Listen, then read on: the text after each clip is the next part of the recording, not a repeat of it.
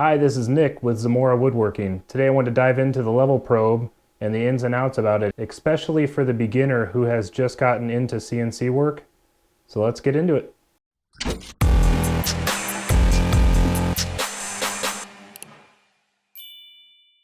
Okay, so if you've looked at any videos with CNCs, you've seen some sort of a probe, at least a piece of metal. I know with a lot of the Vectric software videos, they just have a flat bar of steel that they use, or aluminum, something like that. It does not have any of these cuts in it. It is just a completely flat, almost like this guy here.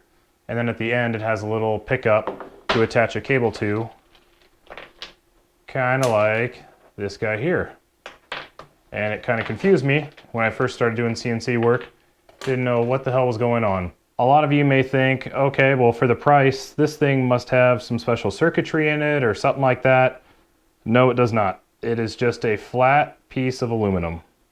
The price comes in with the design and how well they stick to tolerances.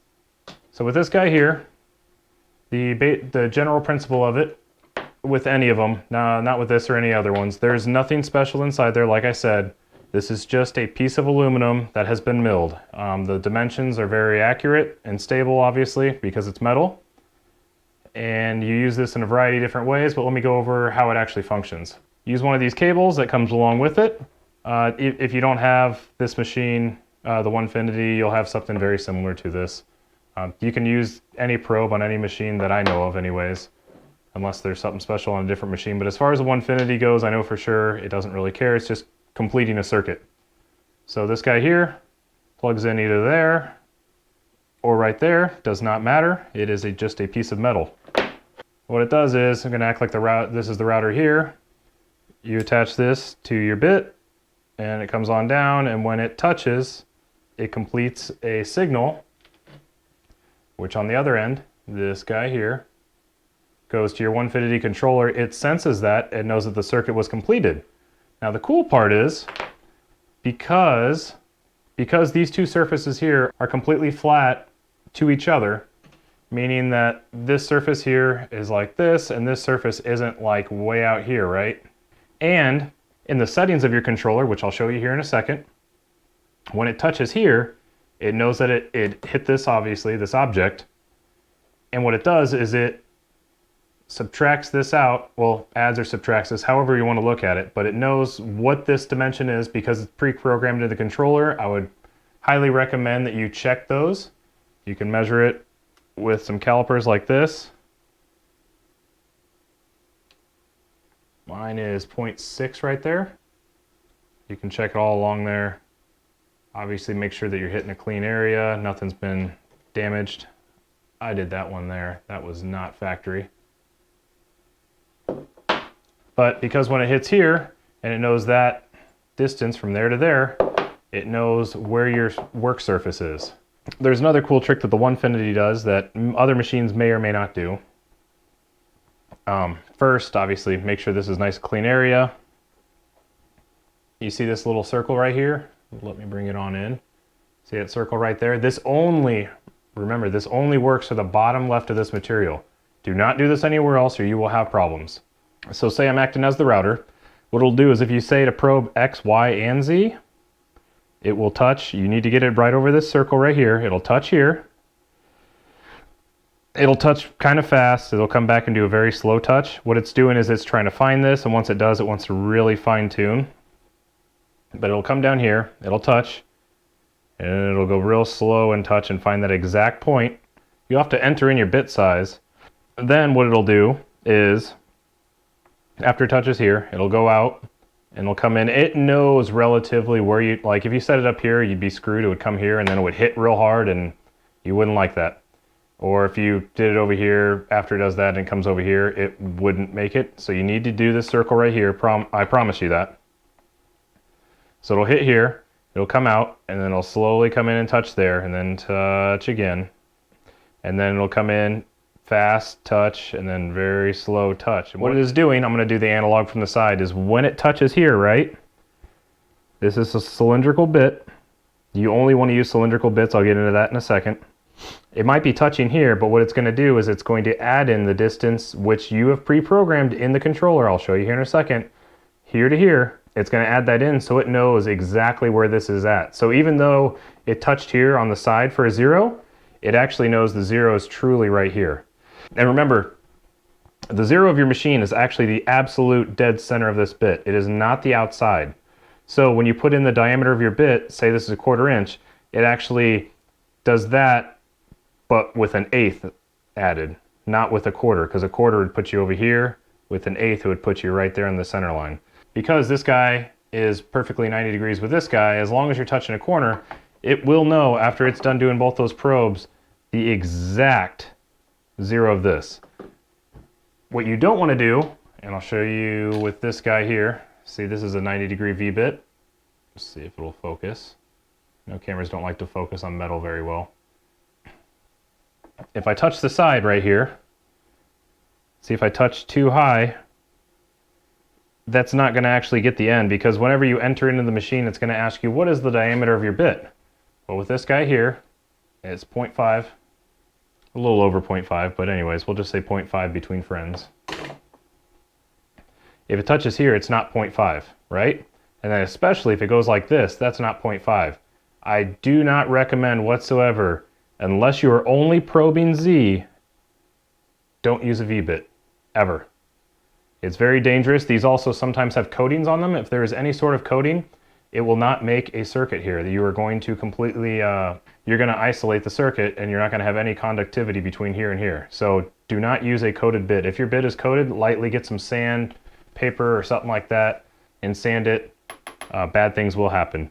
Because here, you know, on the tip, it's really hard to keep a coating on there, so that may already be gone. So it'll do this part, then it'll come over here, and just don't do it. Use an 1/8 inch end mill or a 1/4 inch end mill, do all that, then swap it to this guy and only do a Z probe afterwards if you got to do that. You know, when you first start off, you try to maximize every piece of material that you possibly can. I don't do that anymore. It's just not worth it to me. So I put screws here and here, or like, and then here and here to hold it down. And what I'll do is I'll bring my bit for X and Y zeros and just X and Y zero it, like say here, so it's not going to hit the bit. And then I'll use my probe. Either you can use your probe like this, as long as it's just this surface, right? Only do this surface. Don't have it lay like that. That's not going to do good for you, because look at it from right there. See, it's also wobbly, but that's going to add this little bit of extra. Not going to work out good for you. Usually what I'll do is flip it upside down, clean off your surface, maybe even rub that like that, come down with the Z probe, and only get your material 0 for Z. Don't do it for your X and Y once you've already got your X and Y established. So what I typically do, like I said, I'll run through here a bit faster. I'll find this, I'll put X and Y as 0, just press it on the, and then I'll come back, grab this guy, throw him up there, and probe it like that, and get my Z0. Some people do their Z0s with a piece of paper. They'll come on down and they'll just get a piece of paper until it's barely can fit underneath there, and they'll call that their Z0. It really depends on what kind of work you're doing. For a lot of jobs, that's plenty good. I just don't like to deal with it or worry about it. I just set this guy here, come on down, probe it, done. I'll show you in the machine real quick how to check your dimensions, but right here, I think I usually do this in millimeters. It's just a lot easier. When you're doing small measurements, freedom units aren't so great. We'll use the units that did not go to the moon.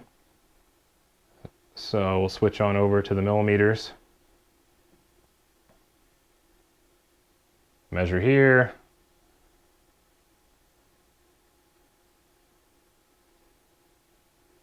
Looks like 53.98, we'll say 54 between friends here.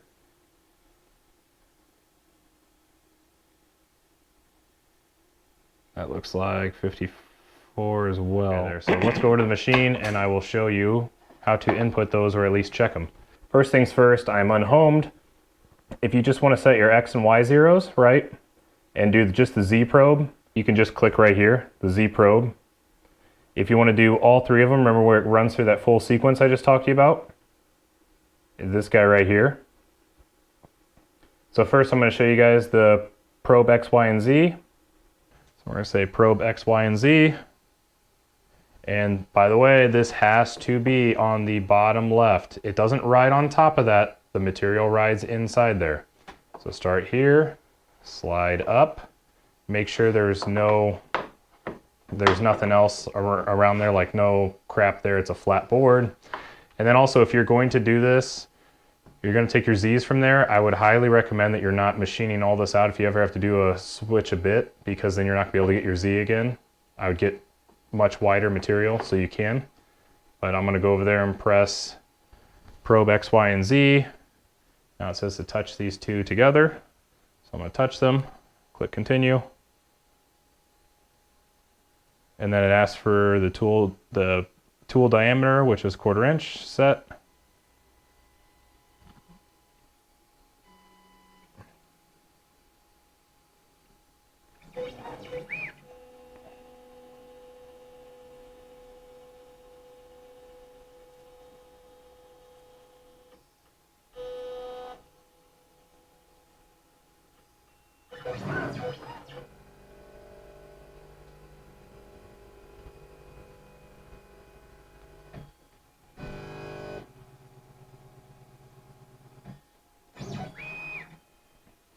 There it is.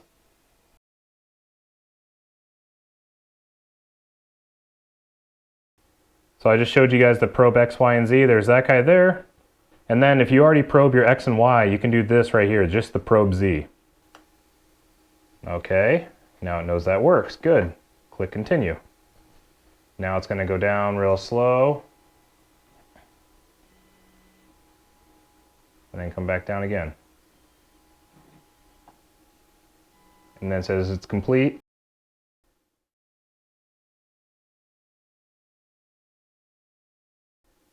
Now real quick, we're going to check the probe dimensions. So if you look here, press this guy here, I went into settings. I put this guy here, this was an imperial, and I'll put it in the metric. If we go on down, get your probe diameter, your probe X, your probe Y, your probe Z. So with this probe, remember we measured this guy here, and then we measured this guy here. That equated to these two numbers here, your X and your Y dimensions. So X running this way, Y running this way. So if you have this situated on the bottom, you see that little circle there, that's going to be in your bottom left. So here to here is your X, there to there is your Y. Sorry about the lighting, but trying to show you guys the probe and the screen at the same time. So then you got your Z dimension, which is your thickness, and it is not this thickness here, it is this thickness on your probe.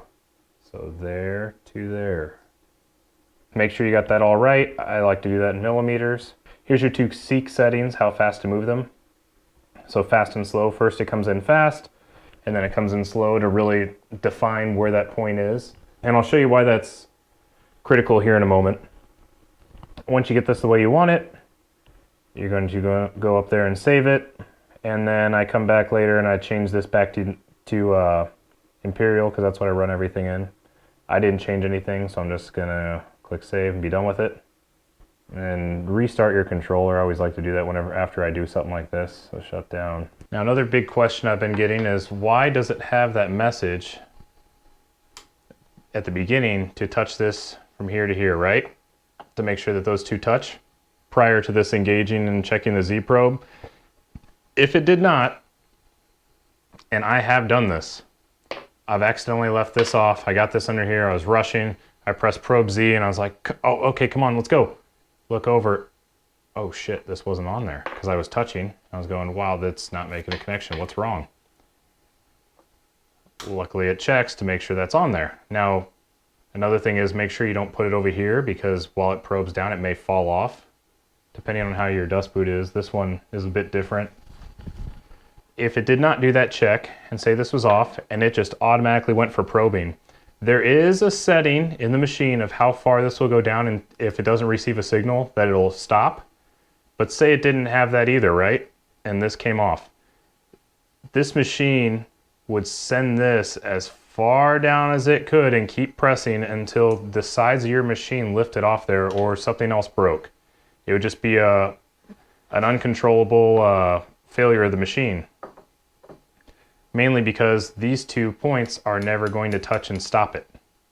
It's just going to keep going and going and going until it gets that contact. Well, this isn't on there to complete the circuit from here to here and then into this, so it's just going to keep running. Luckily, Onefinity also thought of that and put a maximum of which this will travel down. There's only so much you can do to protect people from themselves, and we're all human, we all make mistakes, so they put these things in there to try to limit it as much as possible.